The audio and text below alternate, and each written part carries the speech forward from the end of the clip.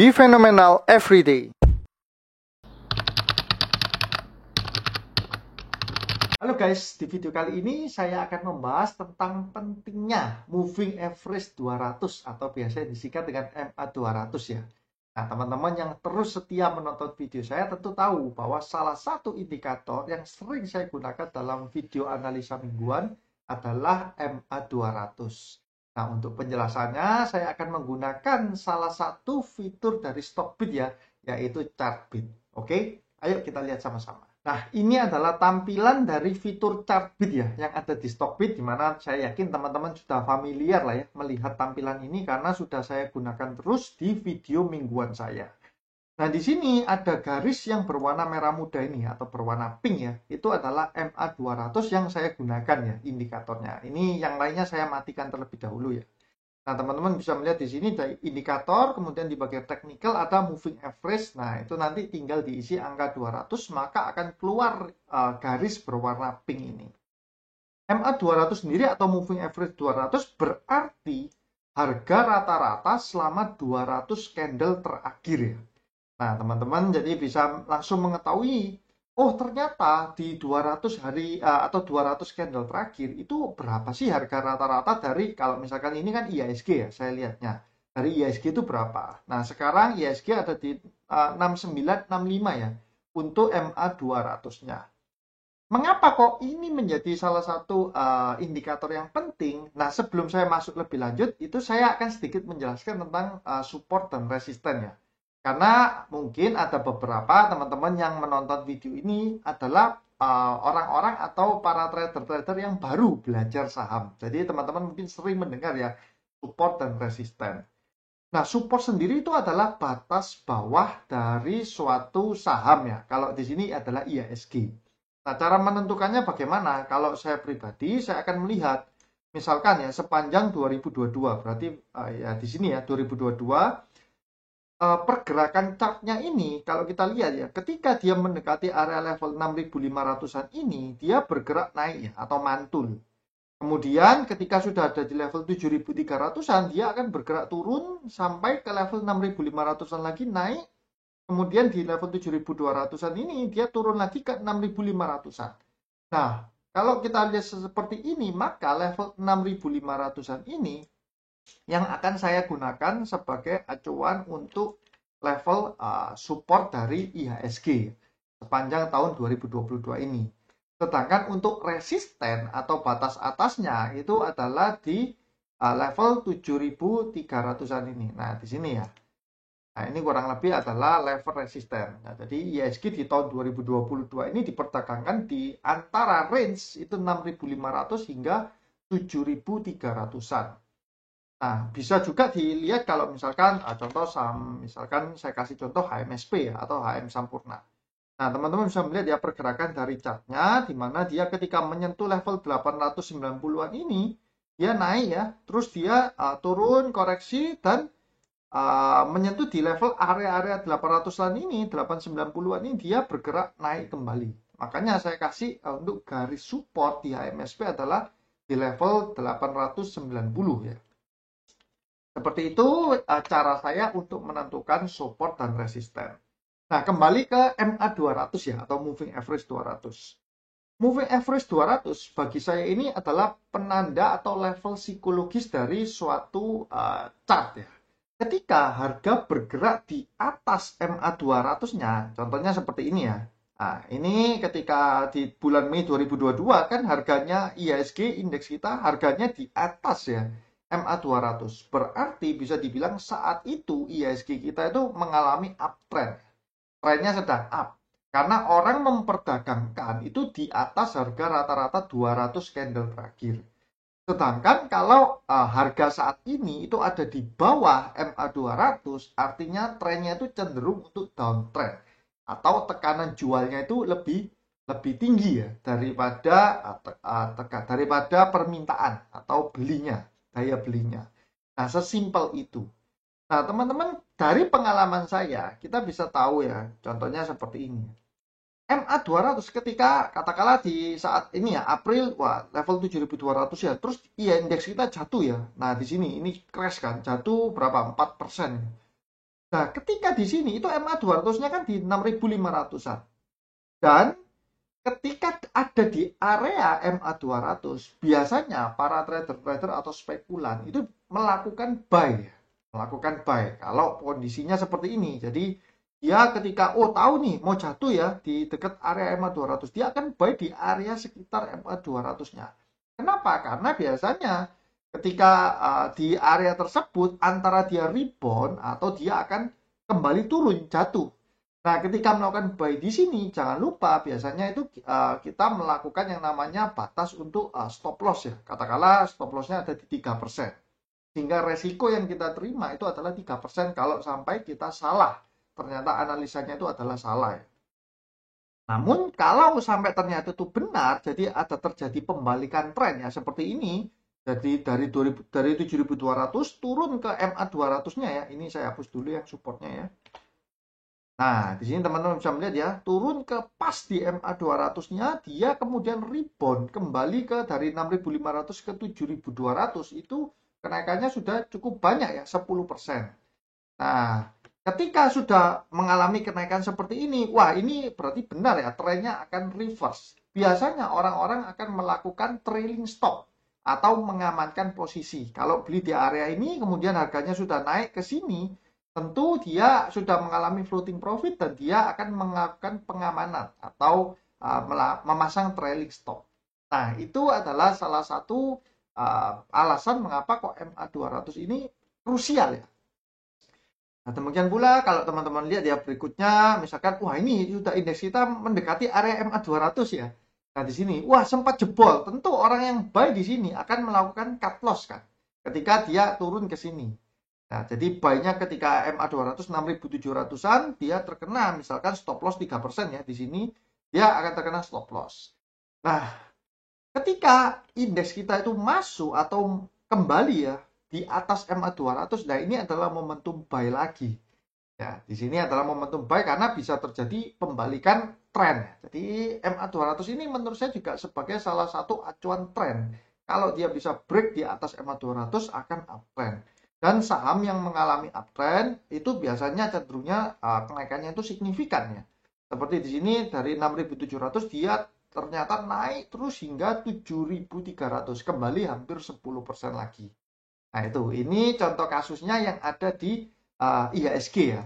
Nah sama di terakhir ini ya, di mana sempat jatuh ya, indeks kita IHSG sempat jatuh ya, kemudian break di sini, break di MA 200-nya kan ada di level 6.900-an ya. Dan sekarang nanti kita lihat ya ke depan apakah memang uptrend ini akan terus berlanjut atau tidak.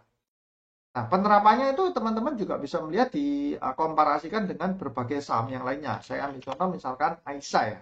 AISA ini juga saya sempat bahas beberapa kali. Nah, ini saya pasang untuk support dan resistennya ya. Teman-teman bisa melihat support dan resistennya. Ketika di bulan ini, katakanlah di Mei 2022 ini, teman-teman bisa melihat bahwa MA 200-nya kan tinggi ya. Ada di level berapa ini? 200, tapi harganya diperdagangkan di 150. Artinya saat itu saham AISA ini sedang tertekan atau downtrend. Nah, dia sudah sering diperdagangkan secara downtrend ini, di bawah MA 200-nya kan. Nah, di sini kita bisa lihat ya bahwa ketika tanggal 3 Oktober ini, 3 atau 4 Oktober ini kan jebol. MA 200-nya tiba-tiba jebol kan, naik. Nah, ini tentu ada menjadi momentum lah ya, menjadi momentum yang biasa dimanfaatkan oleh para trader-trader seperti tadi, di mana melakukan spekulasi buy ketika hal ini terjadi. Jadi ketika naik, wah dia langsung dia pasang posisi buy dan dia berharap kenaikannya itu akan terus menerus ya, atau uptrendnya akan terus berjalan naik ya. Namun biasanya yang suka dengan kondisi aman ya, itu akan memasang trailing stop. Sehingga apa? Ketika terjadi katakanlah seperti ini ya, candlenya yang seperti ini kan jelek ini, jarum ke atas, kemudian dia closingnya itu di bawah. Nah, dia akan tetap profit ya. Profitnya tidak terseret karena dia memasang trailing stop. Nah, kalau seperti sekarang bagaimana dengan kondisi seperti ini? Kan dia dekat dengan MA 200-nya. Nah, biasanya orang itu tidak suka membeli saham-saham itu yang sedang ngawang. atau harganya di tengah-tengah, tidak di atas atau tidak di bawah, dia di tengah-tengah ya. Nah, kalau seperti ini biasanya orang-orang cenderung menunggu di MA 200-nya. Di sini. Di level berapa ini sekarang? Berarti 165 ya untuk saham AISA. Nah, dari pattern-pattern yang saya lihat ini, saya tidak terlalu menggunakan banyak sekali ya indikator-indikator atau gambar-gambar pattern-pattern dalam analisis. Tapi saya hanya menggunakan moving average ini, salah satunya MA 200. Kita bisa dikombinasikan dengan bandarmologi atau kita lihat secara broker summary-nya itu bagaimana, kemudian apakah akan ada aksi korporasi, dan sebagainya ya. Nah, seperti di Aisyah ini kan teman-teman bisa melihat ya, kenapa kok waktu itu saya merasa ini menarik, saya masukkan watchlist. Secara volume pun juga, ini saya juga memperhatikan ya, ternyata ada ledakan volume di 30 September ini. Jadi dia naik dengan volume yang cukup besar dan berhasil sempat menembus MA 200-nya. Nah, sebagai contoh lagi, misalkan apa ya, saham, tadi sempat saya sebut itu adalah HMSP. Nah, HMSP ini kan saham yang sedang tertekan ya. Dia sekarang tinggal berapa? 980-an. Namun berhasil jebol juga di MA 200-nya di 20 Oktober ya. Nah, ini adalah biasanya dipakai momentum orang-orang untuk melakukan buy di level 950-an. Oh, simpel sekali ternyata ya. Untuk MA 200 ini apakah hanya seperti itu? Nah, tentu teman-teman juga harus menggunakan pertimbangan masing-masing ya. Karena memang tidak selalu bahwa ketika harga saham itu berhasil breakout dari MA 200-nya, dia akan melanjutkan tren naik, itu memang tidak selalu. Namun kalau dia berhasil break dan trennya benar-benar naik, maka kenaikannya itu akan sangat signifikan ya. Begitu pula sebaliknya, kalau misalkan penurunan jebol dari MA 200-nya juga penurunannya akan signifikan. Nah, misalkan contohnya yang di HMSP ini, katakanlah beberapa waktu lalu, nah ini yang pergerakannya cukup volatile ya, di mana dia habis break sama 200, langsung dia jos ya, naik dari 990 hingga 1160-an ya. Terus dia jatuh, jebol, MA 200-nya dari level 1000 ini dia jebol, turun terus hingga ke level 800-an. Nah, ketika para trader-trader yang tidak berhati-hati di level ini, tentu dia akan nyangkut ya. Dia akan nyangkut hingga ke level bawah ini, terseret untuk modalnya. Lumayan, dari 1000 ke 880 itu sudah 10% lebih. Nah, mungkin teman-teman juga bisa melihat contoh kasus ini di berbagai saham yang lainnya. Atau misalkan kalau kita lihat di blue chip ya, saham-saham blue chip seperti contohnya Telkom. Nah, Telkom pun, ini teman-teman juga bisa melihat ya bahwa nah ini ketika dia ini di bulan apa ini Juni ya, Juni 2022 itu dia sideways itu di area MA 200-nya. Ini area-area yang ketar-ketir ya, antara mau naik atau mau jatuh sekali di area-area seperti ini nih. Kalau misalkan teman-teman back ya, melihat flashback di Juni 2022 kalau seperti ini. Wah, ini di bawah MA 200-nya terus sempat jatuh seperti ini ya. Namun ketika dia berhasil break lagi di atas, dia sangat cepat ya, tiba-tiba harganya sudah dari berapa nih, 4.100 sempat naik hingga ke 4.700. Nah, momentum-momentum ini yang biasanya dipakai oleh orang-orang ya, dia tidak mau ketinggalan.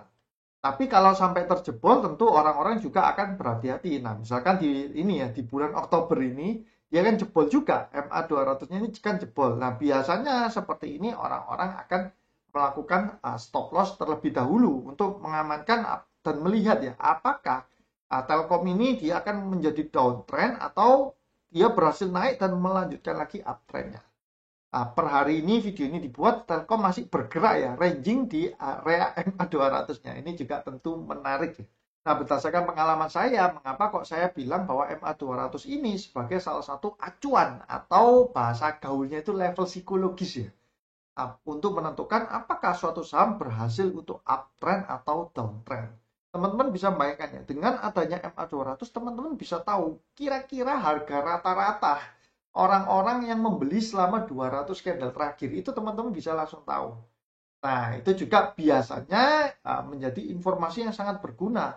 Kalau secara fundamental, nah kalau ini saya bicara lain ya, bukan trading ya. Kalau secara fundamental, teman-teman dengan melihat ini, teman-teman bisa tahu, oh iya, kalau saya beli di harga sekarang, artinya saya membeli itu, misalkan ini harganya jauh di atas MA 200-nya ya. Artinya saya beli itu pasti harga rata-rata saya lebih tinggi di atas harga rata-rata orang-orang yang lain, karena 200 candle sebelumnya itu MA 200-nya lagi di bawah nih. Nah, kalau MA 200-nya harganya jauh di atas MA 200, tentu saya sedang beli itu ketika harganya sedang sangat tinggi.